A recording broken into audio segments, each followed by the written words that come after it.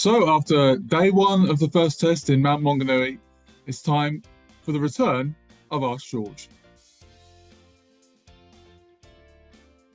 Innocent Bystander asks, the England white ball side spent 5 years saying it's the way we play and won everything.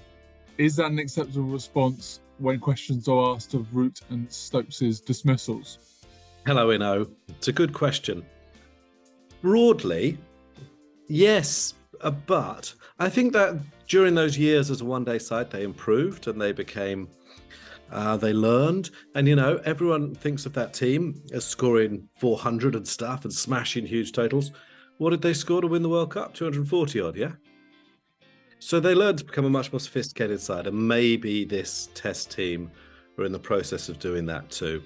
So it seems a bit churlish to complain at all, but it can't just be, go out and smash it, and if you're out, bowled out for 30, it doesn't matter. And, you're allowed a bit more sophistication than that, aren't you? Danny asks, is Ben Duckett the opener England thought Zak Crawley would be? Yeah. I thought he was fantastic today, Ben Duckett. I mean, he's not going to get as much attention that innings as it should because of the Harry Brook dramas.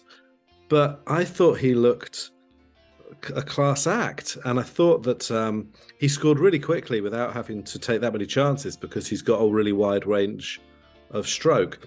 He'll clearly be tested more when the ball is moving around a lot against faster bowlers who angle it across him and, try and bring the slips into play. Of course he will.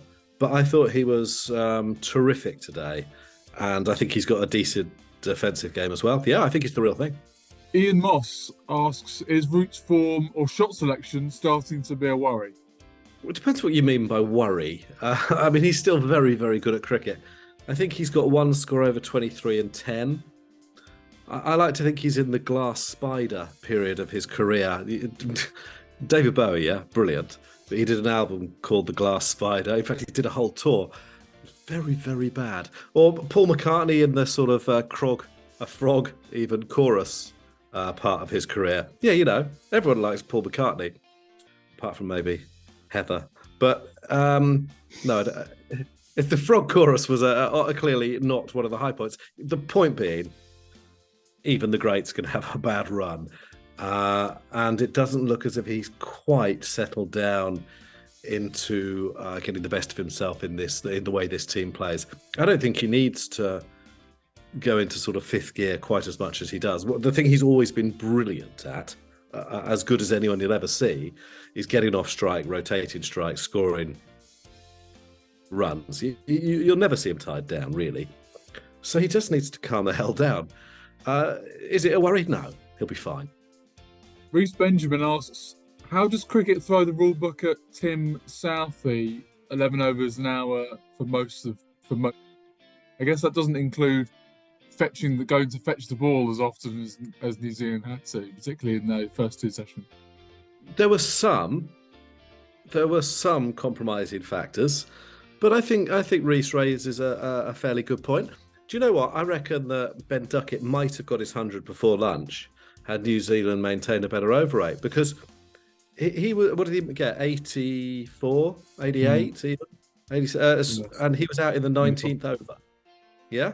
The 19th over there should be 30 minutes and more before lunch. And as it was, there was 15 or 20. And he may have been seduced into playing that shot unnecessarily because of New Zealand's poor overrate and the possibility of that record. I don't know, that's just me speculating. But look, I think I've said before, give the spectators the ratio of money back that they miss. And I don't care what you do to the players of the game. I promise you the game will find a way to sort it out. And finally, PL asks, was that the worst Zak Crawley test innings ever? You could almost leave out the words Zak Crawley. It was a terrible innings. I say this to someone who likes Zak Crawley and quite rates him, but it was horrible. I mean, you wouldn't want to show that to people under the age of 18 with a weak heart condition or pregnant. It was a proper chilling horror story of an innings. I mean, he should have been out a lot.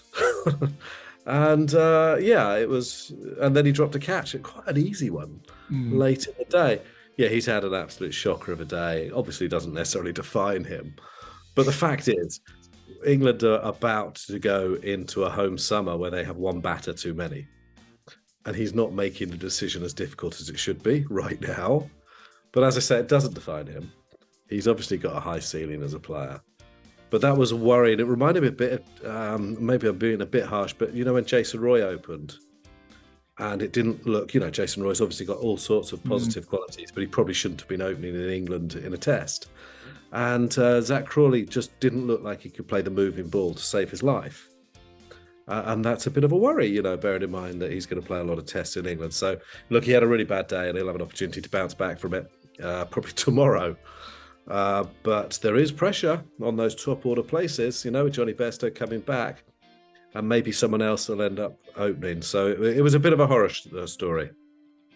But by the way, it's very nice to be back. I'm very glad that we're no longer using a photo of me that makes me look like a testicle or any more than was necessary.